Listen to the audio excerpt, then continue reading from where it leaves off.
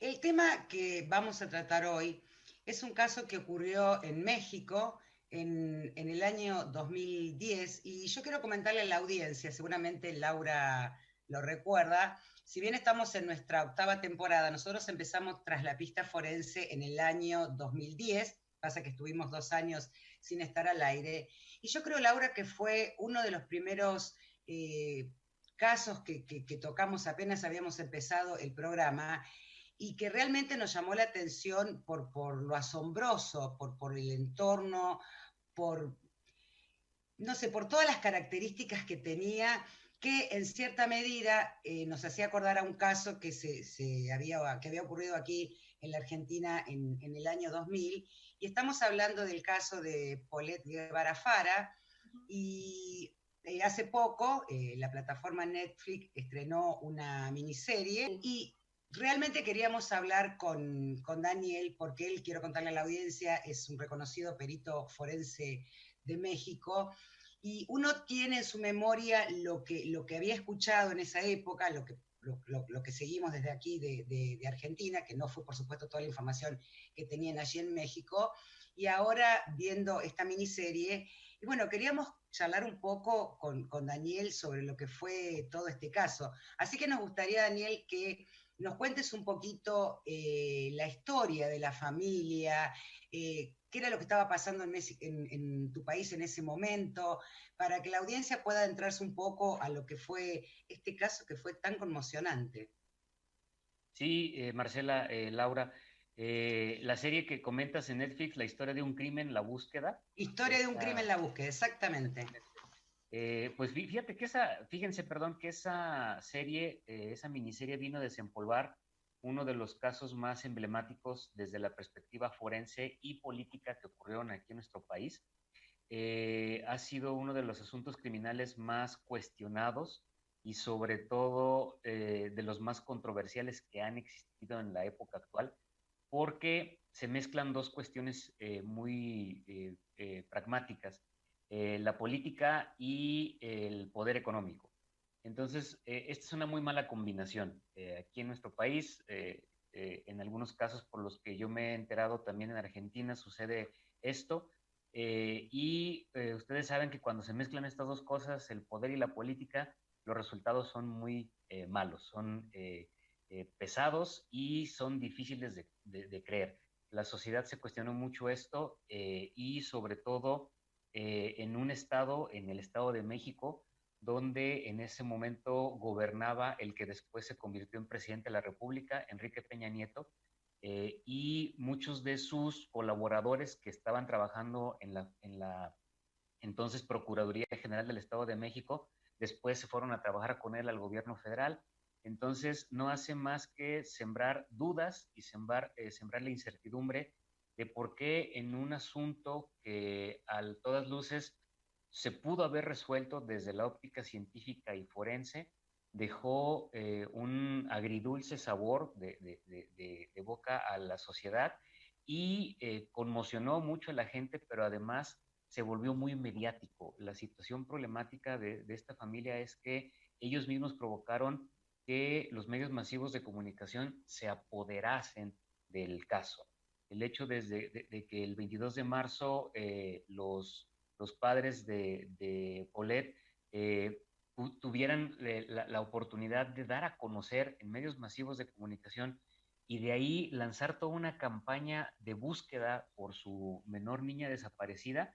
Entonces sí es una situación que cimbró, que puso en duda y que posteriormente trajo muchos hilos de corrupción, de mal manejo de la información, tanto de la justicia, de la Procuraduría de Justicia del Estado de México, como de los que intervinieron en este asunto, ¿no? Entonces sí se puso en duda mucha de la estructura del sistema de justicia mexicano. Daniel, una consulta. ¿Es frecuente, o sea, estamos hablando de una nena de 4 años que desaparece en principio de su casa después de haber pasado la noche del 21 de marzo de 2010? ¿Y es común que los padres de chicos desaparecidos tengan acceso inmediato a los medios de comunicación para poder solicitar ayuda? ¿Esto es algo frecuente en México o realmente se notó la excepción de acuerdo a la condición socioeconómica que tenía esta familia. No, no, mira, Laura, la problemática es que México ocupa uno de los primeros lugares en desaparición forzada de personas, incluidos menores de edad. Ujú. Y la mayoría de estas desapariciones forzadas están relacionadas en distintos niveles socioeconómicos. La mayoría de estos estratos socioeconómicos no tienen acceso de manera inmediata a las publicaciones, a los medios masivos de comunicación.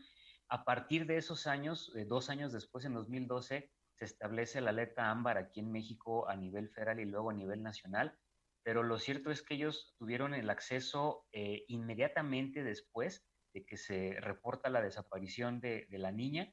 Menos de 24 horas después, el procurador entonces del Estado de México, Alberto Basbás,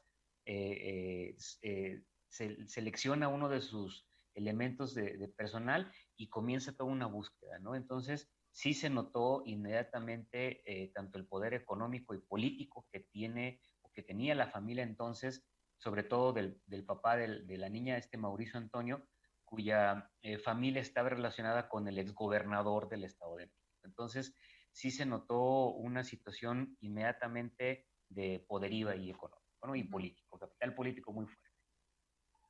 ¿Qué discapacidad tenía Paulette? Mira, la situación que tenía la niña era una discapacidad motriz y de lenguaje, una distrofia muscular, y eso le impedía tener un habla adecuada. Entonces, la estructura psicomotriz de la niña pues no era un desarrollo más o menos dentro de los parámetros normales, ¿no? De lo que se puede considerar como parámetros normales. Y esto aunado pues a la situación de cuidados, a la situación de precauciones que debían de tenerse con este tipo de niños, en estas situaciones médicas de los niños, pues sí hizo todavía más sospechosa la situación en la que desaparece. Yo quiero contarle a la audiencia que cuando hablamos de Mauricio nos vamos a referir al papá de Paulette, y cuando hablamos de Lisette nos vamos a referir a la mamá de la niña. Basándonos un poco, Daniel, en lo que muestra la serie, que después te voy a preguntar si en México se sabe quién financió la serie después de tanto tiempo, ¿no? Se hablaba mucho en la serie, ¿no?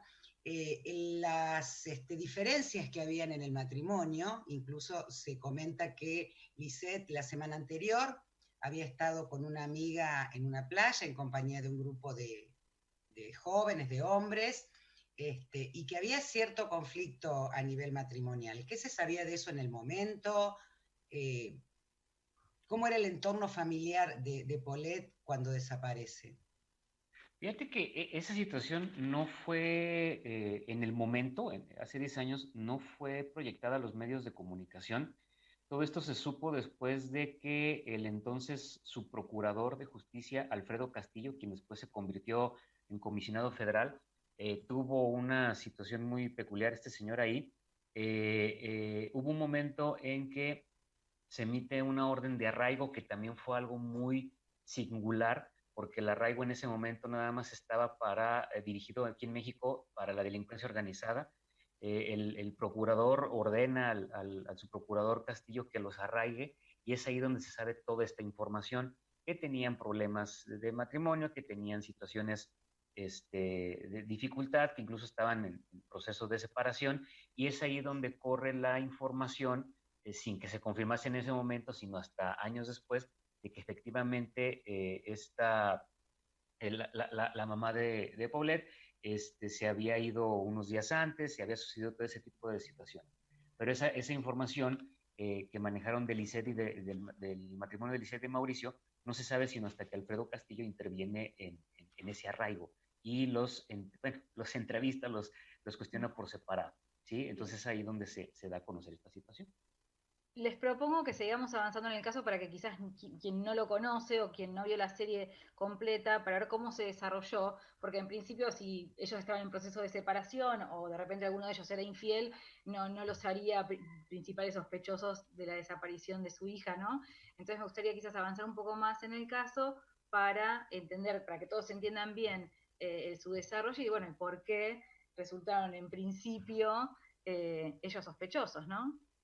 ¿Les parece? Sí, sí, y bueno, y es que esto es precisamente lo que sembró muchas dudas y lo que colocó a los dos, a los papás en el ojo del huracán, porque por un lado promocionaron una fuerte campaña publicitaria buscando a la niña, se publicaron creo que más de 20 espectaculares a nivel eh, eh, local en la capital del país, en la zona conurbada del Estado de México.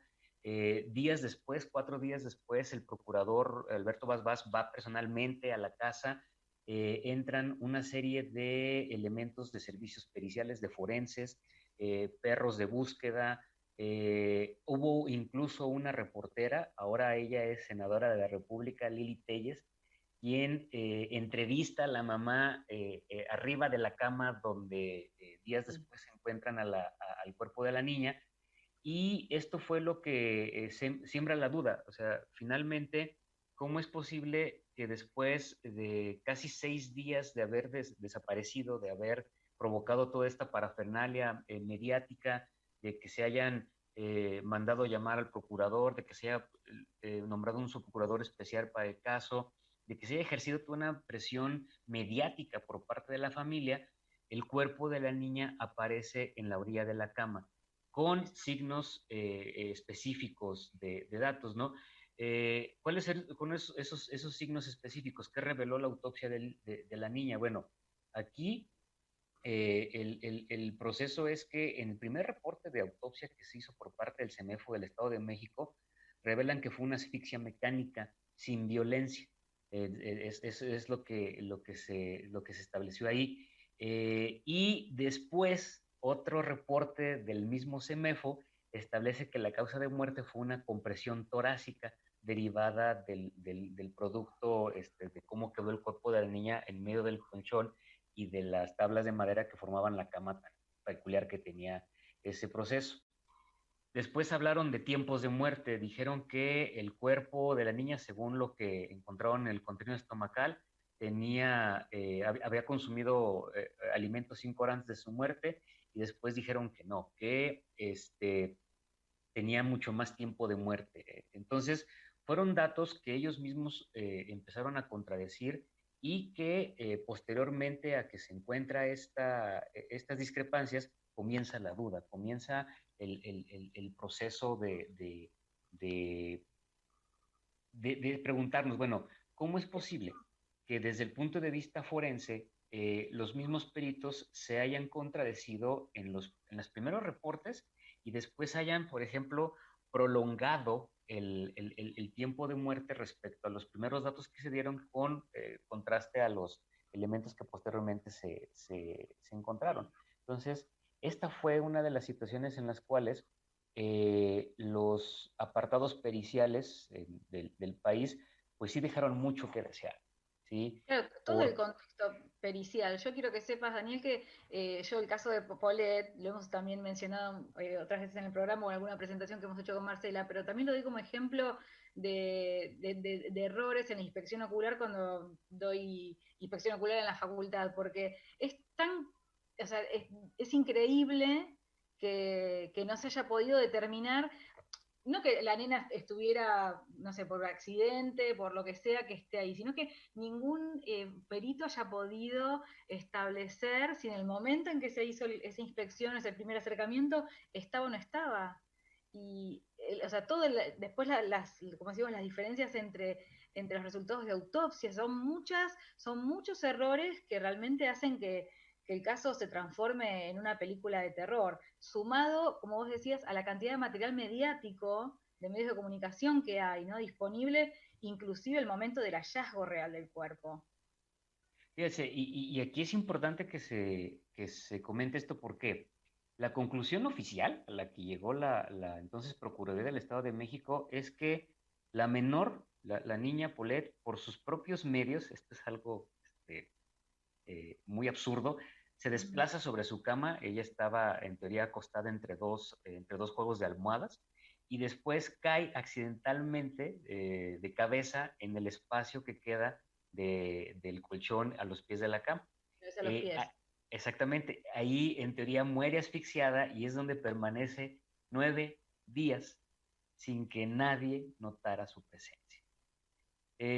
Hay que aclarar aquí algo, el lugar donde fue encontrado, donde se hace toda esta escena, donde se encuentra, corresponde a uno de los complejos de apartamentos que para entonces, en el municipio de Huixquiluca, en el Estado de México, era de las zonas más de la élite económica, los lugares más cuidados, los lugares con un sistema de seguridad para ese entonces sumamente excepcional.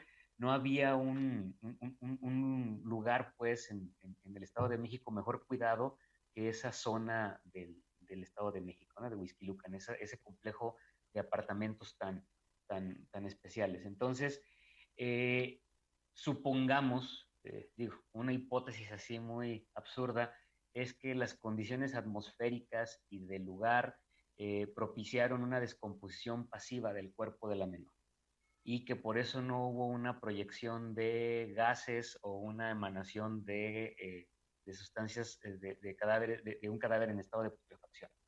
Supongamos que por un momento sucedió eso. El problema es que meten a 2 binomios caninos y los binomios caninos sabemos que tienen un sistema de olfato sumamente especial. Entonces, no era posible que en ese lugar hubiera permanecido 9 días el cuerpo de una niña en estado de descomposición, aun y cuando dijeron que por las características del lugar, el cuerpo presentó una transformación y se saponificó, se momificó. No es creíble en ese sentido. Además, Daniel, de lo que vos estás comentando, ¿no? Que hubo un montón de gente, mismo a la mamá se le hizo una entrevista televisiva sobre la cama donde aparentemente estaba la nena, por lo que muestra la serie y lo que se difundió en su momento, una de las nanas, creo que se llamaba Erika, testificó que era imposible que la nena hubiera estado ahí. No, porque Sí, también hicieron, perdón, vale decir que hicieron cuando se dan las entrevistas dentro del cuarto de la nena, la cama está hecha, o sea que si ella desaparece a la noche, a la madrugada, la cama está deshecha, alguien la hizo, estiró, no sé, y estaba, o sea, se había manipulado el lugar, no es que quedó intacto. sí, y aquí el problema es que vamos a llamarla línea de investigación que estableció la entonces Procuraduría del Estado de México, Sí. tuvo un apoyo, si ustedes quieren por presión, si ustedes quieren por coacción, por parte de los elementos periciales. O sea, el hecho de que exista una serie de peritajes en materia de medicina, en materia de criminalística. Yo recuerdo una conferencia de prensa que fue de las primeras que dio en su momento, ya después, Alfredo Castillo como procurador, porque en cuanto se da el conocimiento de haber encontrado el cuerpo, Alberto Balbás presenta su renuncia y dice, pues aquí está el cuerpo, pero yo presento mi renuncia. Y toma la batuta Alfredo Castillo como procurador del Estado de México. Días después hacen una conferencia de prensa con el perito y con el médico forense y créanme, era triste y de situaciones de enojo para la comunidad científica forense que 2 peritos se prestasen a ese tipo de estructuras, ¿no? Con diapositivas, yo recuerdo en ese momento, bueno, no existía tanta parafernalia en las presentaciones, se aventaron unas cartulinas a manera de esquemas, dibujaron la cama y simularon cómo el cuerpo de la niña iba rodando y cómo específicamente cayó en los pies de la cama y esa fue su explicación. Y digo, el hecho de que la parte forense se prestase a ese show político, Claro. sí fue muy decepcionante, sí fue muy triste por muchas razones, ¿no? Porque al final de cuentas, la llamada verdad histórica de ese caso se mantuvo así, se va a mantener y la verdad es que no vamos a saber qué pasó realmente con él. Te iba a preguntar, ya sé que estamos cerquita de hacer el corte, pero quería saber si después de esas 2 autopsias, si hubo una tercera, o si se pudo determinar fehacientemente data de defunción y el motivo real. No. O sea, lo oficial Hasta hoy no. incluso unos años, bueno, un par de años antes de que se publicara esta serie de Netflix, un grupo solicitó por medio del órgano de transparencia, un grupo de forenses, la información del caso Polet. Se presenta, y estos son los datos que están públicos, ¿no? Esta es la versión oficial. Todos los demás datos son los que se saben por medio de las entrevistas, por medio de los testigos que participan, y son las conjeturas que se han hecho a través del tiempo, ¿no? Pero la verdad es que eso es lo que se mantiene como versión oficial. Bien. ¿Y Esa compresión torácica que dicen que se hizo la niña. eso te iba a decir. ¿Cuál prevalece, si la primera o la segunda? La segunda, sí, la segunda. Ahí el problema fue que por la presión política, la estructura política que se tenía, y no hay que olvidar pues que el entonces gobernador Enrique Peña Nieto estaba próximo a lanzar su candidatura como candidato del Partido de Revolución Institucional a la presidencia de la República. Entonces se manejó una presión selectiva muy fuerte, porque el procurador pide ayuda a varios lados, ¿no? El procurador Alberto Basbás pide ayuda al entonces jefe, al jefe de gobierno Marcelo Ebrard, al Ciudad de México. Después pide ayuda al FBI y no hace más que generar más contradicciones. Entonces sí se genera una situación muy problemática desde el punto de vista.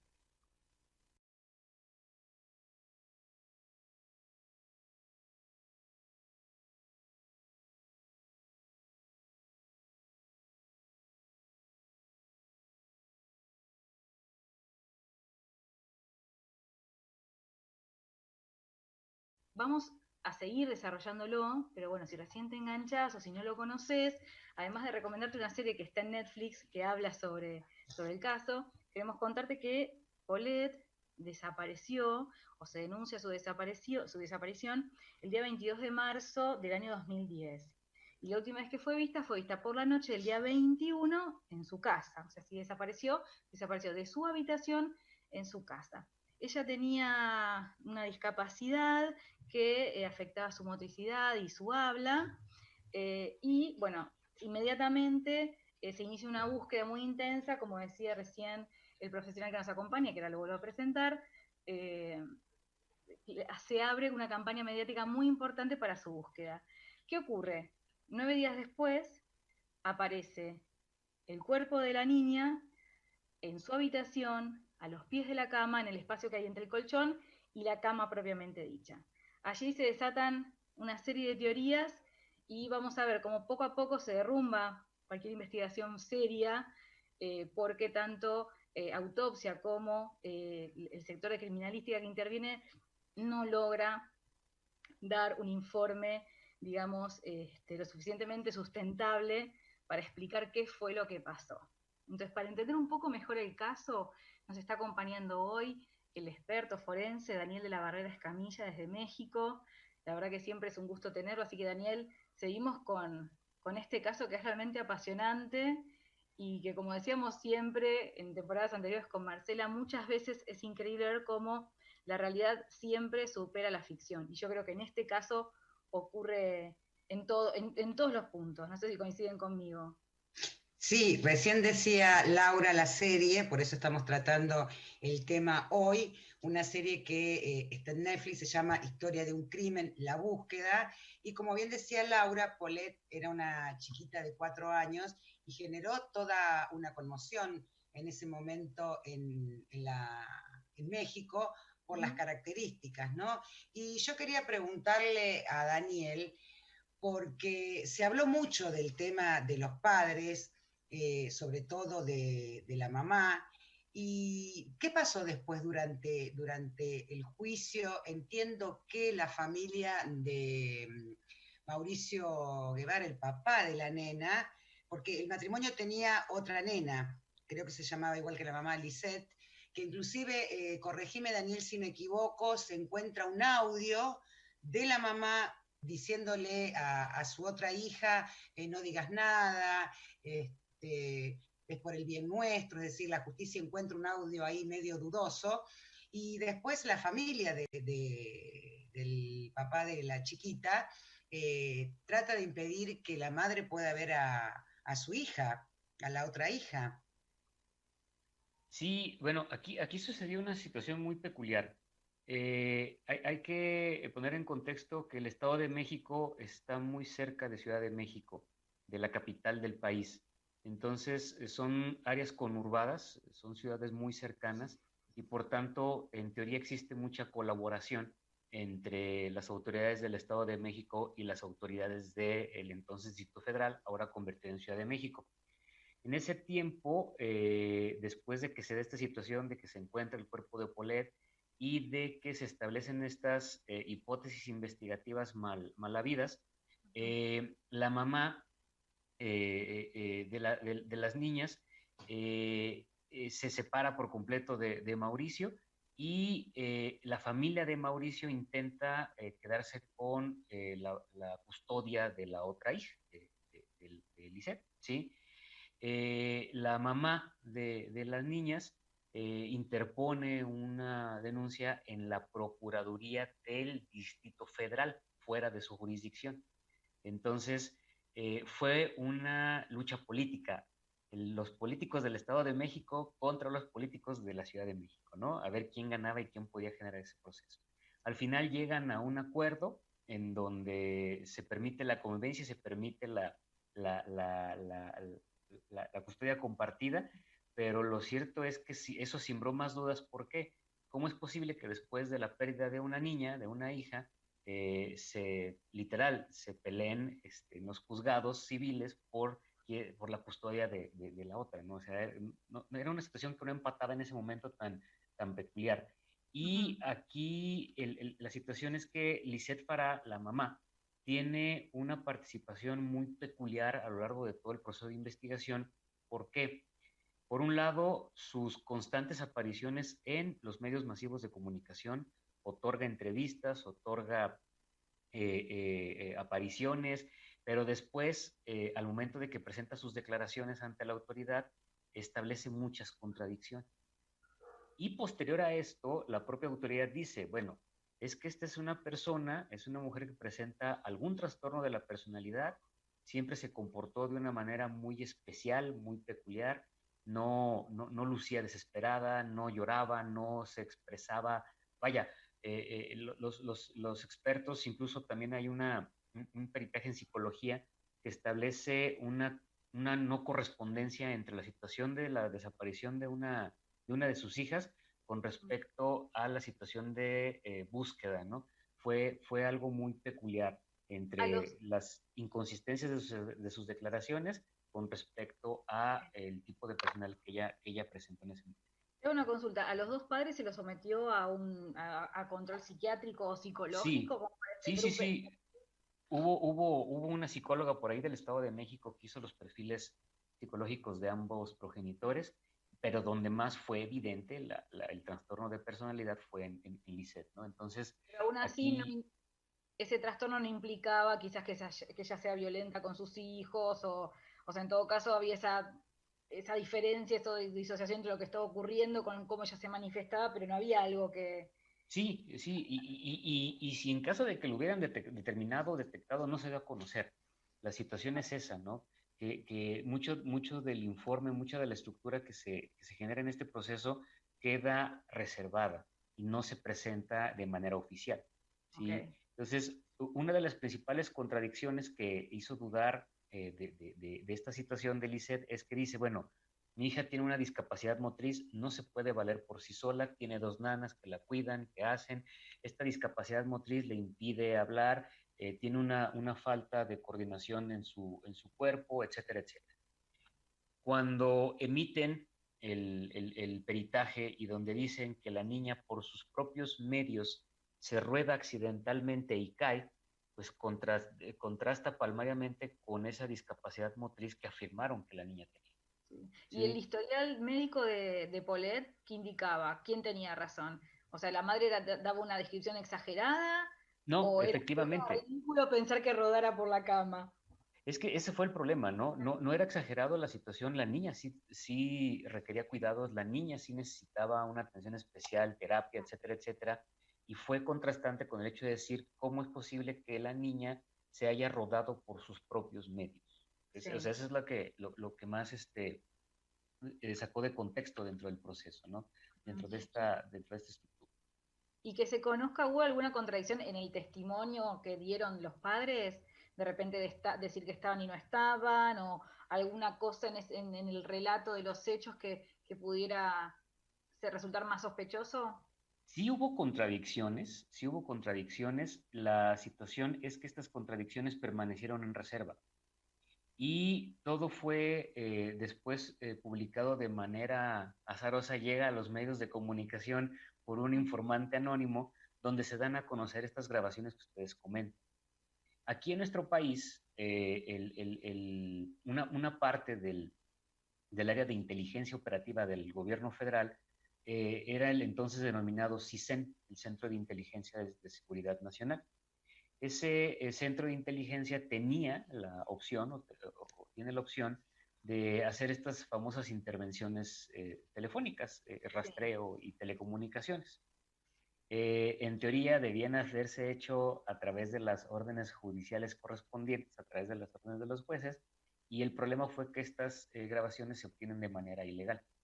¿Sí? ¿Por qué? Porque alguna persona de este centro operativo interviene en los teléfonos de los familiares y es como se obtienen dichas grabaciones. ¿Sí? Esta fue la situación peculiar, que no se utilizan de manera legal en la investigación, pero sí se dan a conocer a través de los medios de comunicación, ¿sí? Aumentando pues más el sospechosismo y la Claro. duda. O sea, hay mucha manipulación mediática con determinadas informaciones, pero en realidad lo que nutre efectivamente a la causa es un poco más limitado. Exacto, sí. Y bueno, aquí la situación que se presentó de manera muy particular es que estos tres políticos, el entonces gobernador Enrique Peña Nieto, después el entonces procurador Alberto Vaz y el subprocurador Alfredo Castillo, pues son los que fueron señalados en su momento como los que construyeron toda esta parafernalia, todo este show mediático que se da a través del proceso. Aquí la situación es que hay ocasiones en que los casos mediáticos en nuestro país, no sé si suceda allá ustedes en Argentina, pero son express, son rápidos, ¿no? Causan una sensación rápida en cuanto permiten el sepelio de la niña, se olvidó del caso, se olvidó por completo. Sí, se enterró en los medios masivos de comunicación, no se volvió a sacar. Hubo un intento después de 7 años de fallecida la niña, hubo un intento de hacer un protocolo de necropsia nuevamente. La mamá consigue el permiso y creman a la niña. Sus restos fueron cremados. Entonces, con eso pues prácticamente O sea, se y ella pidió. oficialmente fallece de quedar enrollada y quedar Sí, comprimida. Eso es, eh, eso es. ofici- esa es la versión oficial, ¿no? La versión oficial es esa estructura. Entonces, sí son muchas situaciones, sí son muchas cuestiones de duda que científicamente no fueron comprobadas, que no fueron aclaradas y sobre todo pusieron en tela de juicio en su momento al sistema de justicia del Estado de México, ¿no? El área forense fue de las más criticadas en su momento en esos años. Los mismos compañeros de otros lugares, de otros estados de la República, permanecían incrédulos ante estas estructuras operativas. Muchos médicos forenses encontraron contradicciones en la forma en la que los forenses del Estado de México explican cómo es posible que se haya rodado, cómo hacen toda esta simulación, pero hasta ahorita la versión oficial es la que prevalece, ¿no? Esta estructura en donde se explica de una manera arcaica, no sé, poco creíble.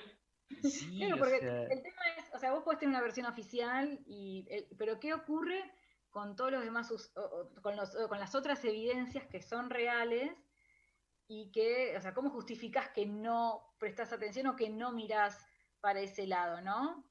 O sea, por más que te den una explicación determinada. Bueno, ok, pero estás descartando un montón de otra información Sí, que quedó por ahí. bueno, Pero bueno, evalúa. no sé ustedes cómo lo perciban, pero desde la óptica forense, el intentar justificar por muchas maneras una teoría es para ponerla en duda. O sea, si tú quieres convertir una mentira en verdad, la puedes decir 1000 veces y a lo mejor hasta tú mismo te la crees. Pero científicamente, si tú quieres hacer que los indicios se encajen en tu investigación, lo puedes hacer 1000 veces, ¿no? Y puedes rodar a 1000 niñas en un colchón y puedes decir, ah, mira, sí puede suceder. Claro. Pero el hecho de buscar tantas explicaciones Ah, científicas, pseudocientíficas, y no, construidas. sí, Sí, perdona. perdón. No, No, adelante, decía, adelante. de buscar y ¿cómo se dice? De explicar y sobreexplicar, pero el tema son las otras explicaciones que dejas o los otros indicios que no estás observando o que dejas de ver para que encaje sí o sí en tu teoría, ¿no? Sí, y esa fue la situación, ¿no? ¿Cómo es posible que después de 9 días los peritos con una grabadora ya, o sea, ya como si hubieran estado listos para, ay, mira, vamos a levantar la colcha, ay, sorpresa, ahí está el cadáver de la niña, ya traigo casualmente una grabadora para poder evidenciar ese momento. Eso te quería preguntar, Daniel. Es común, sobre todo en esa época, ¿no? Estamos No, hablando hace 10 años atrás, que científica ingresara grabando, filmando, no, o a todos los peritos los sorprendió, como vos decís, oh, miren, entramos con la cámara, levantamos la colcha y estaba la niña. Porque el primer no, registro no se filmó. sí, no, de hecho el sistema de fijación por videograbación hace 10 años todavía era una propuesta técnica en nuestro país. En 2010 teníamos apenas 2 años de haber iniciado el cambio del sistema mixto inquisitivo al sistema penal acusatorio y apenas estaban modificando muchos de los protocolos de trabajo en los servicios forenses.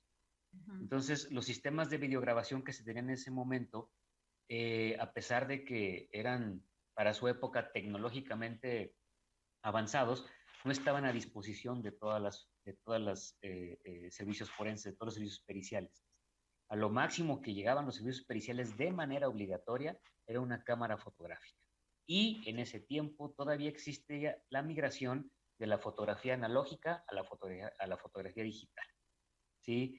Entonces, suponer que la Dirección de Periciales de Forenses del Estado de México en ese preciso momento, dentro de su maletín, tuviera una cámara para videograbar como un equipo de trabajo Regular. convencional, no, no.